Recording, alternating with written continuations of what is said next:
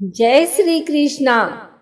आइए सुनते हैं गरुड़ पुराण का 15वां अध्याय।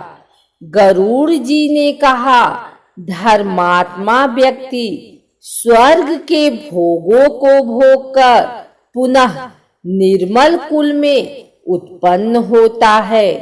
इसलिए माता के गर्भ में उसकी उत्पत्ति कैसे होती है, इस विषय में बताइए। हे करुणानिधे पुण्यात्मा पुरुष, इस देह के विषय में जिस प्रकार विचार करता है वह मैं सुनना चाहता हूँ, मुझे बताइए।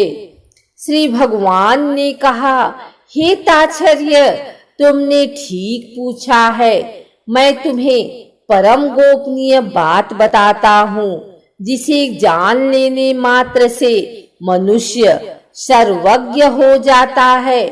पहले मैं तुम्हें शरीर के पारमार्थिक स्वरूप के विषय में बतलाता हूँ, जो ब्रह्मांड के गुणों से संपन्न है और योगियों के द्वारा करने योग्य है। इस पारमार्थिक शरीर में जिस प्रकार योगी लोग षट चक्र का चिंतन करते हैं, वह सब मुझसे सुनो।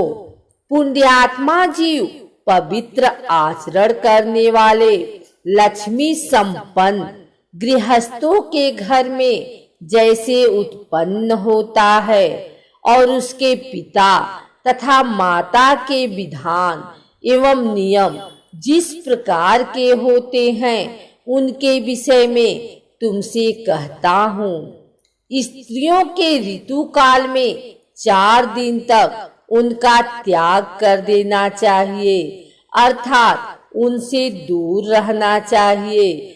उतने समय तक उनका मुख भी नहीं देखना चाहिए, क्योंकि उस समय उनके शरीर में पाप का निवास रहता है। चौथे दिन वस्त्रों सहित स्नान करने के अनंतर वह नारी शुद्ध होती है तथा 1 सप्ताह के बाद पितरों एवं देवताओं के पूजन अर्चन तथा व्रत करने के योग्य होती है। 1 सप्ताह के मध्य में जो गर्भ धारण होता है, उससे मलिन वृत्त वाली संतान का जन्म होता है। प्रायः ऋतु काल के 8वें दिन गर्भाधान से पुत्र की उत्पत्ति होती है।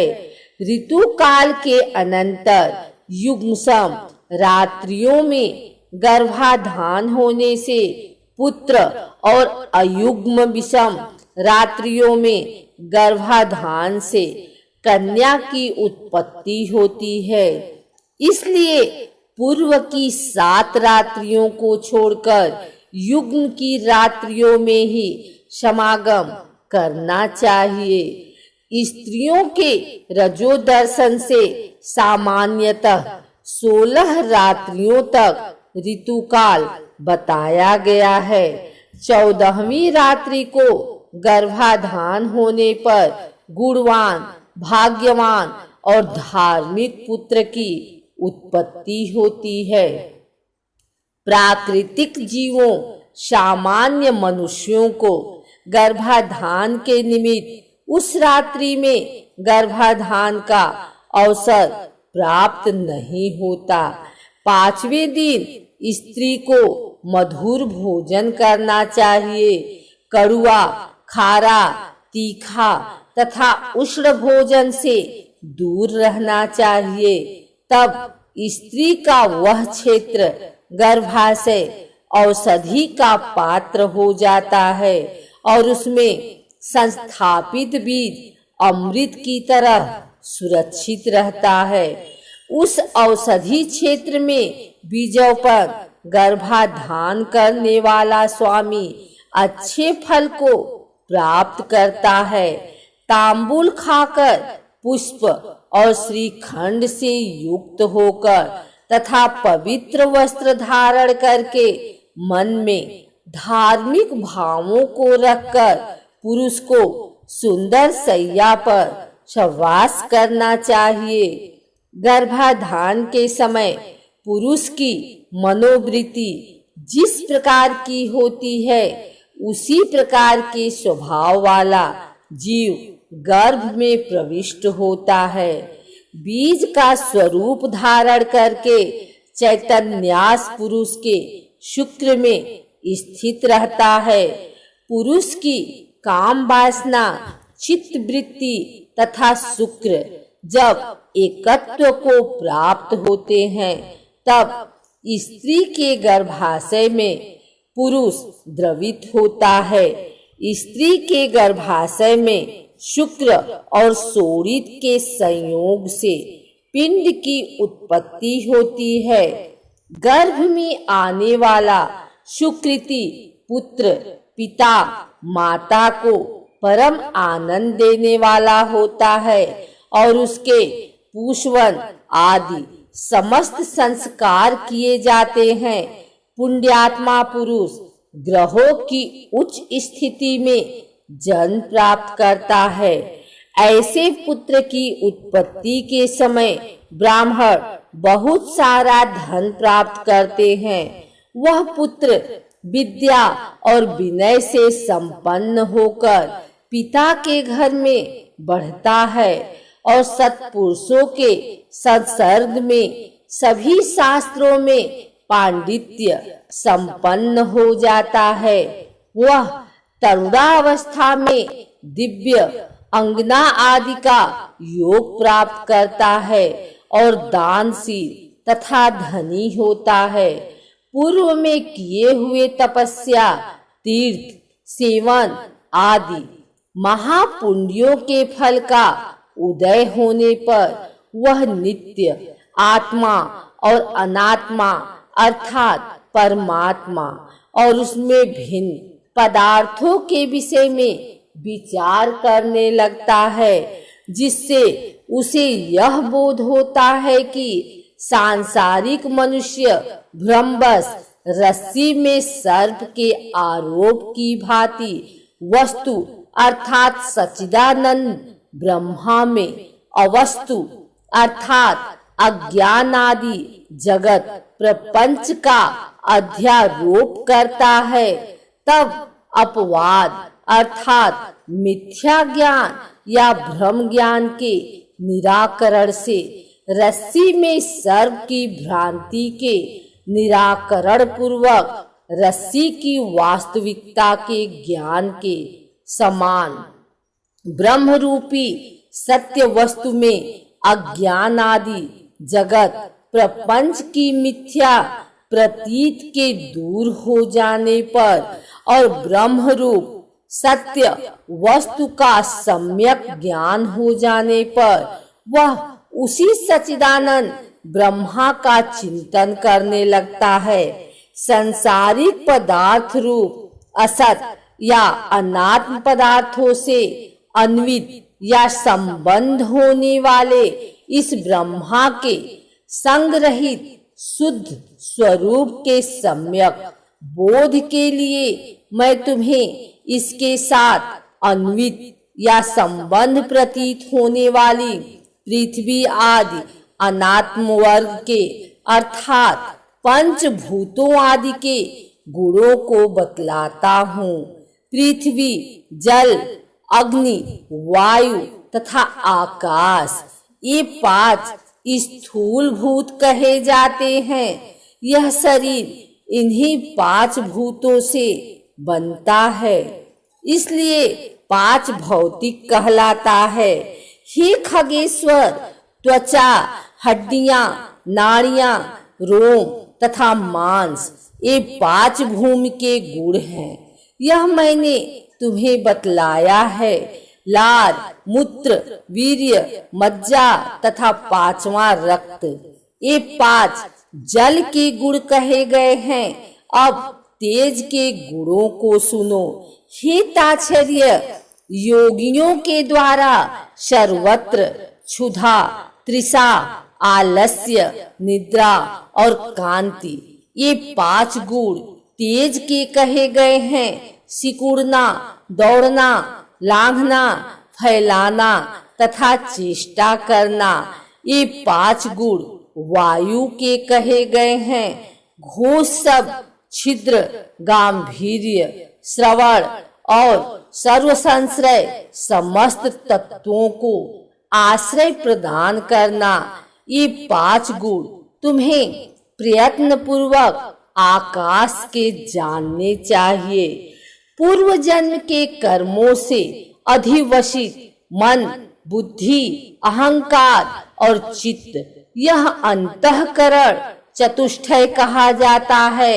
श्रोत्र, कान, त्वक, जिह्वा, चक्षु, नेत्र, नासिका ये ज्ञानेंद्रियां हैं तथा वाक, हाथ, पैर, गुदा और उपस्थ एक कर्मेंद्रियां हैं। दिशा, वायु, सूर्य, प्रचेता और अश्विनी कुमार ये 5 ज्ञानेंद्रियों के साथ वही इंद्र, विष्णु, मित्र तथा प्रजापति एक कर्मेंद्रियों के देवता कहे गए हैं। देह के मध्य में इड़ा, पिंगला, सुषुम्ना, गांधारी, गज्जिह्वा, पुषा, यशस्विनी, अलम्बुसा, कुहू और शंखिनी ये 10 प्रधान नाड़ियां स्थित है। प्राण, अपान, समान, उदान तथा व्यान, नाग, कूर्म, कृकल, देवदत्त और धनंजय ये 10 वायु हैं। हृदय में प्राण वायु, गुदा में अपान वायु, नाभिमंडल में समान वायु, कंठ देश में उदान वायु और संपूर्ण शरीर में व्यान वायु व्याप्त रहती हैं।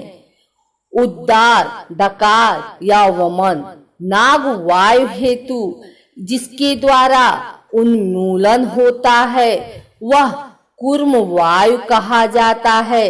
कृकल नामक वायु क्षुधा, भूख को उद्दीप्त करता है।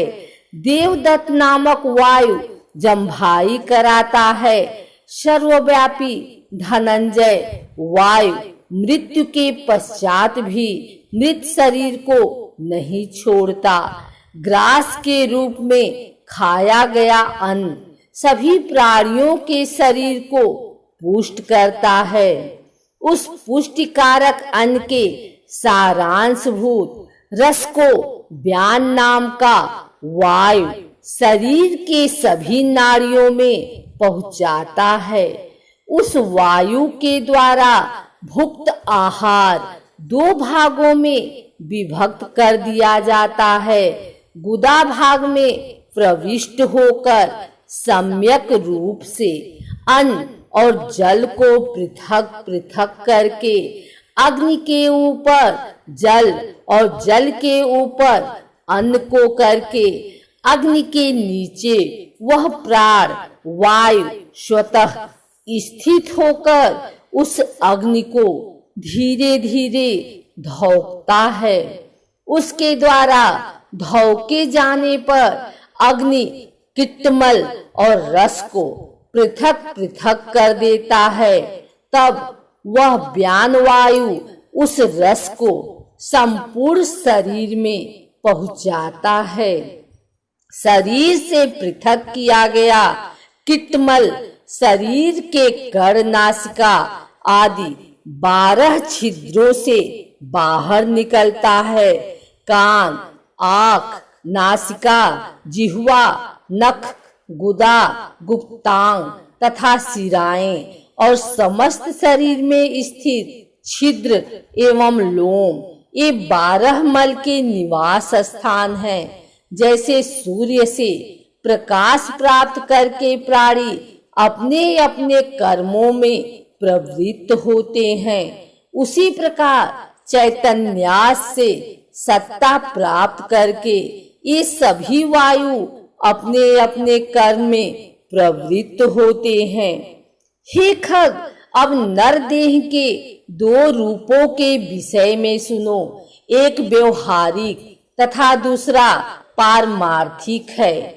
हे बिनतासुर, व्यवहारिक शरीर में 3.5 करोड़ रोम, 7 लाख केस, 20 नख तथा 32 दांत सामान्यतः बताए गए हैं।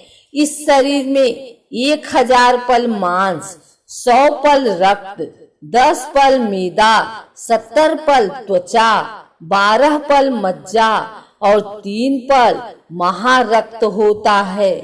पुरुष के शरीर में 2 कुड़व शुक्र और स्त्री के शरीर में 1 कुड़व शोणित रज होता है। संपूर्ण शरीर में 360 हड्डियां कही गई हैं। शरीर में स्थूल और सूक्ष्म रूप से करोड़ों नाड़ियां हैं। इसमें 50 पल पित्त और उसका आधा अर्थात 25 पल श्लेष्मा कफ बताया गया है। सदा होने वाले विष्टा और मूत्र का प्रमाण निश्चित नहीं किया गया है। व्यवहारिक शरीर इन उपर्युक्त गुणों से युक्त है।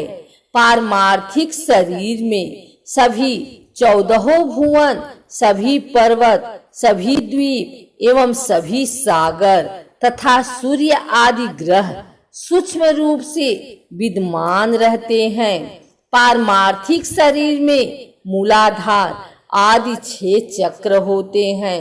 ब्रह्मांड में जो गुण कहे गए हैं वे सभी इस शरीर में स्थित हैं। योगियों के धारणास्पद उन गुणों को मैं बताता हूँ जिनकी भावना करने से जीव विराट स्वरूप का भागी हो जाता है। पैर के तलवे में तल्लोक तथा पैर के ऊपर बीतल लोक जानना चाहिए। इस प्रकार जानू में सूतल लोक और जांघों में महातल लोक जानना चाहिए। शक्ति के मूल में तलातल, गृहस्थान में रसातल, कटी प्रदेश में पाताल, इस प्रकार पैरों के तलवे से लेकर कटी पर्यंत 7 अधोलोक कहे गए हैं। नाभि के मध्य में भूलोक, नाभि के ऊपर भूलोक, हृदय में स्वरलोक, कंठ में महलोक, मुख में जनलोक, ललाट में तपोलोक और ब्रह्मारंध्र में सत्यलोक स्थित है। इस प्रकार 14 लोक पारमार्थिक शरीर में स्थित हैं। त्रिकोण के मध्य में मेरु, अंधः कोण में मंदर, दाहिने कोण में कैलाश, वाम कोण में हिमांचल, ऊर्ध्व रेखा में निषद, दाहिनी ओर की रेखा में गंधमादन तथा बाईं ओर की रेखा में रमणाचल नामक पर्वत स्थित है। ये 7 कुल पर्वत इस पारमार्थिक शरीर में है। अस्थि में जम्बूद्वीप, मज्जा में शाक द्वीप, मांस में कुश द्वीप, शिराओं में क्रौच द्वीप, त्वचा में सालमली द्वीप, रोमस समूह में गोमेद द्वीप और नख में पुष्कर द्वीप की स्थिति जाननी चाहिए।